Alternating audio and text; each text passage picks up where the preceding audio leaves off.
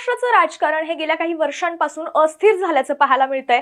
नवी समीकरणं, नवी युती आणि नवा संघर्ष हे सगळं काही रोज नव्यानं पाहायला मिळतं।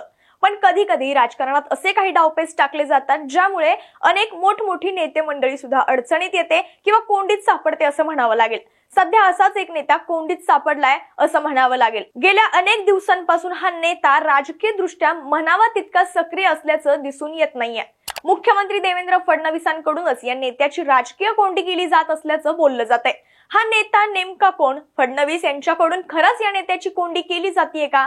त्याचं कारण काय आणि एकूणच सध्याच्या राजकीय घडामोडींपासून हा नेता 4 हात लांब का आहे पाहूयात या व्हिडिओच्या माध्यमातून।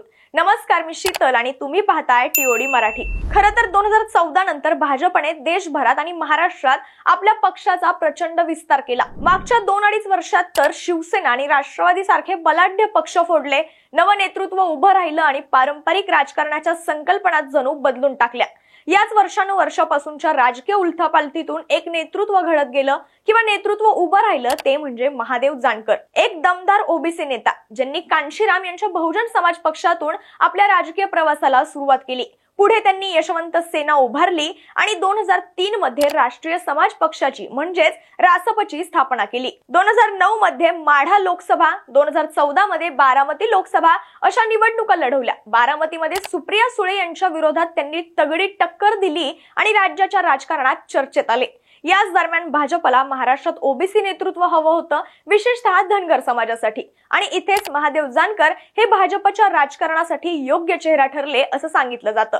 2014 मध्ये भाजप सत्तेत आलं आणि जानकरांना विधान परिषद सदस्यत्व आणि त्यानंतर मंत्रीपद देण्यात आलं। पण आपण वर्षानुवर्ष पाहत आलोय की भाजपचं राजकारण हे केवळ एका नेत्यावर कधीच अवलंबून नसतं। भाजपनं एकीकडे जानकरांना संधी दिली तर दुसरीकडे समांतर धनगर नेतृत्व तयार करण्याचंही धोरण ठेवलं आणि ते समांतर धनगर नेतृत्व म्हणजे राम शिंदे। दुसरीकडे 2019च्या विधानसभा निवडणुकीच्या आधी फडणवीसांना एक आक्रमक, परखड आणि टीकाकाराला त्याच भाषेत उत्तर देणारा नेता हवा होता आणि इथे मात्र गोपीचंद पडळकर हे भाजपसाठी परफेक्ट नाणं ठरलं। पडळकरांना भाजपनं मोठी संधी दिली आणि धनगर समाजात त्यांनी राजकीय दृष्ट्या स्वतःचं वेगळं स्थान निर्माण केलं। पुढे जानकरांनी मात्र 2024च्या लोकसभा निवडणुकीआधी महायुतीला सोडचिठ्ठी दिली। त्यानंतर त्यांनी शरद पवार यांच्याशी जवळीक साधली। शरद पवार यांच्याकडून जानकरांना माढा मतदारसंघातून तिकीट देण्याची तयारी सुरू असल्याचंही बोललं जात होतं। पण अचानक एका रात्रीत त्यांनी पुन्हा महायुतीत प्रवेश केला आणि परभणी लोकसभा मतदारसंघाचं तिकीट मिळवलं आणि इथेच त्यांचं राजकीय गणित चुकलं असं सांगण्यात येतं। कारण नरेंद्र मोदींनी परभणीत सभा घेतली, संपूर्ण महायुतीनं तिथं जोरदार प्रचार केला आणि याचे परिणाम पुढे निवडणुकीच्या निकालात दिसले। या निवडणुकीत जानकरांना पराभव स्वीकारावा लागला। पराभवानंतर विधानसभा निवडणुकीवेळी जानकरांनी महायुतीपासून स्वतःला वेगळं केलं आणि विधानसभेच्या निवडणुकीत स्वबळावर लढण्याचा निर्णय घेतला आणि यावेळीही निकाल अपेक्षेपेक्षा वेगळा लागला आणि रासपचा केवळ एकच आमदार निवडून आला। पुढे या पराभवाचं सावट कमी होत नाही, तोच त्यांच्यासाठी आणखी एक धक्का बसला। त्यांच्या पक्षाचा एकमेव आमदार रत्नाकर गुट्टे यांनी थेट भाजप सोबत जाण्याचा निर्णय घेतला। त्यामुळे जानकरांची राजकीय कोंडी जास्तच वाढली असं राजकीय विश्लेषक सांगतात।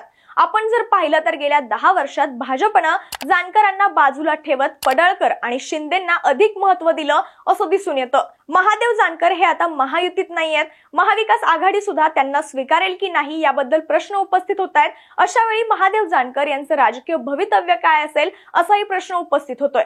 आगामी स्थानिक स्वराज्य संस्थांच्या निवडणुका लक्षात घेता जानकरांसाठी अस्तित्वाची लढाई असेल असं बोललं जातंय। अशातच धनगर समाज आता भाजपकडे अधिक झुकलेला दिसतोय। त्यामुळे जानकरांना पुन्हा आपली ताकद सिद्ध करावी लागेल असं राजकीय विश्लेषकांकडून सांगण्यात येतंय। अशातच भाजपला आता पुढे मागे कधीच जानकरांची गरज पडणार नाही असंही बोललं जाते, कारण भाजपकडे पडळकर आणि राम शिंदे आहेत। महादेव जानकर यांनी महाराष्ट्राच्या राजकारणात मोठं स्थान मिळवलं होतं, पण त्यांच्या राजकीय निर्णयांनी त्यांना अडचणीत आणलं असं बोललं जातंय। भाजपनं त्यांना मोठं केलं, पण त्याच भाजपनं दुसऱ्या धनगर नेत्यांना पुढे आणत जानकरांची ताकद कमी केली असं राजकीय विश्लेषक सांगतात।